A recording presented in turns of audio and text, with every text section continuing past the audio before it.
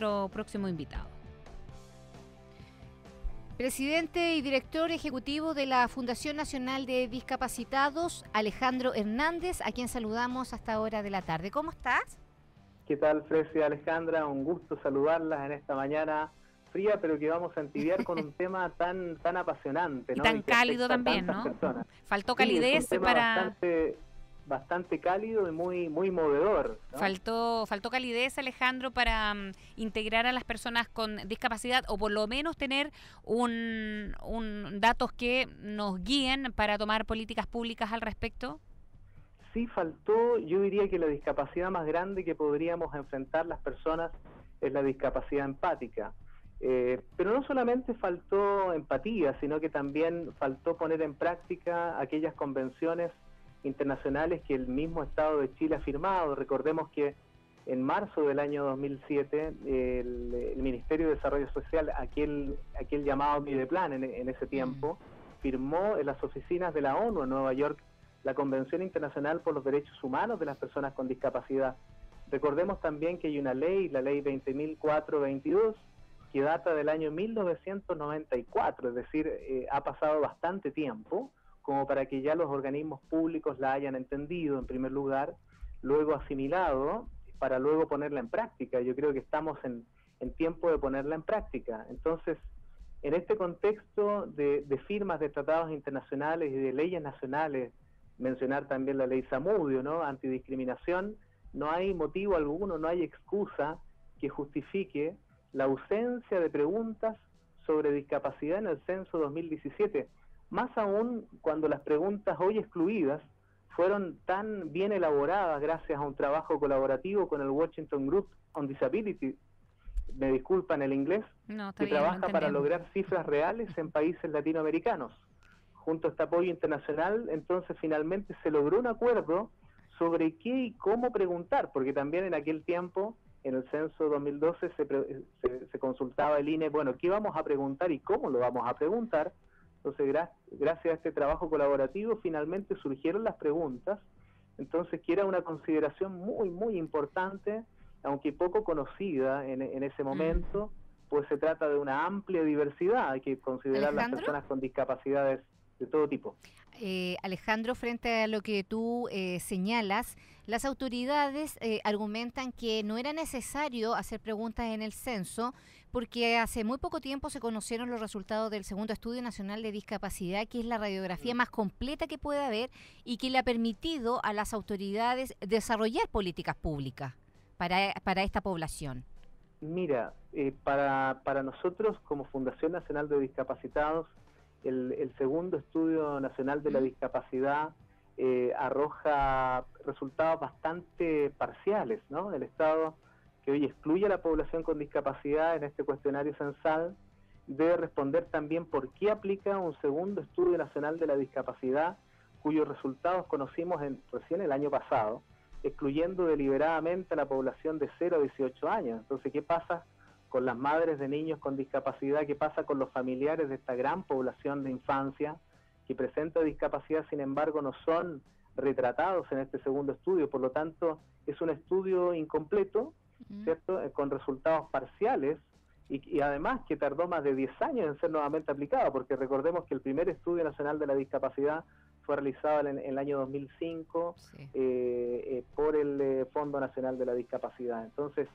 es bastante grave la exclusión, no hay excusa, el segundo Estudio Nacional de la Discapacidad no está a la altura, no da el ancho de la realidad nacional en materia de discapacidad, por lo tanto, los hechos no son aislados unos de otros, ¿ya? Entonces deben preocuparnos altamente la parcialidad del segundo Estudio Nacional de la Discapacidad, que se viene a unir ahora a la ausencia definitiva de preguntas sobre discapacidad. Entonces, hablar sobre discapacidad no es lo mismo que hablar de religión, no es lo mismo que hablar de derechos sexuales, ¿cierto? No es lo mismo, porque estamos hablando del grupo vulnerado más amplio a nivel internacional. Por lo tanto, es un grupo que debe ser respetado y debe ser considerado cuando construimos un edificio, cuando hacemos estacionamientos. ¿Cierto? Ahora, ¿cuánto tiempo, Alejandro, hay que esperar un estudio que sea verás que sea más o menos completo,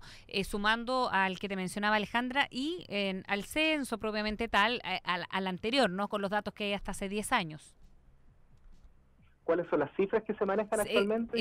Exacto, sí, ¿no? ¿Y cuándo vamos a tener las cifras ya comparativas, digamos, de los últimos estudios que se han realizado? Miren, viste, considerando vamos a tener que esperar 5 años más. Entonces, este tema contingente que ha surgido ahora, por eso nosotros desde la Fundación Nacional de Discapacitados trabajamos la idea fuerza, discapacidad más derechos menos caridad, porque este es un tema de derechos, y eso lo tiene que entender el ministro de Desarrollo Social o ministerio, porque los ministros pasan como el agua y las ONG somos las que quedamos.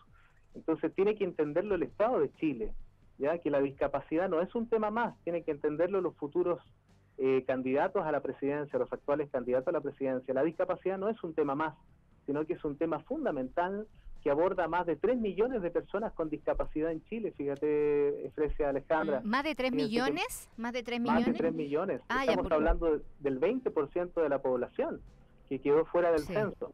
Sí. Entonces, si a esto hacemos un simple ejercicio de agregar a 2 o 3 familiares que les acompañamos a diario, este es un tema que afecta directa o indirectamente a más de 9 millones de ciudadanos chilenos que son paradigma y vivimos una situación de paradigma de exclusión y de abandono, y este censo lo vuelve a confirmar, es decir, definitivamente el Estado aún no cae en cuenta, más allá de la firma de las convenciones, más allá de la ley, más allá del actuar del mismo Servicio Nacional de la Discapacidad, que no tengo duda que hizo lo imposible porque las preguntas fueran consideradas, pero no entendemos por qué no fueron consideradas en este censo, no podemos entenderlo.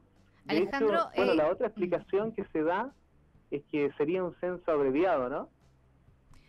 Alejandro, más allá de si fueron o no incorporadas las preguntas de la discapacidad, que realmente es grave, preguntarte qué es lo que falta por avanzar, porque... qué buena pregunta. ¿Me escuchas? ¿Me escuchas bien? Sí, perfectamente. ¿Qué es lo que falta por avanzar? Porque los distintos gobiernos señalan que han realizado una serie de medidas para avanzar, para incluir, para integrar a esta población. ¿Están así? ¿Qué es lo que falta? Es una muy buena pregunta y te agradezco que me la hagas, porque hay 2 temas que son fundamentales. Una, la rehabilitación, otro, el transporte. Hablemos de rehabilitación, más del 96% de las personas, niños, jóvenes y adultos con discapacidad, no han tenido acceso a la salud y a la rehabilitación. Primer estudio nacional de la discapacidad y único estudio nacional completo que ha habido en el país, más del 96%. Solamente un 4% accede a la salud y a la rehabilitación, es decir, más centros de rehabilitación para adultos, ¿ya? Porque la prevalencia en discapacidad se da más en los adultos. Segundo, transporte.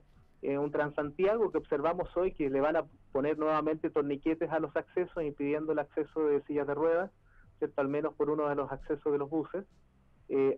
Transporte accesible. Recién me llamaba Jenny Tapia de la ciudad de Antofagasta diciéndome que tiene que trasladarse 2 horas y media en su silla eléctrica hasta la ciudad de Antofagasta, hasta el centro, para tener una reunión con el Ceremi de Transporte, que no entiende la realidad de la discapacidad, salen defraudados de la reunión y luego tiene que cargar su silla 6 horas más hasta las 9 de la noche para volver a su casa a las 11 de la noche en su silla de ruedas después de 2 horas y media. Transporte.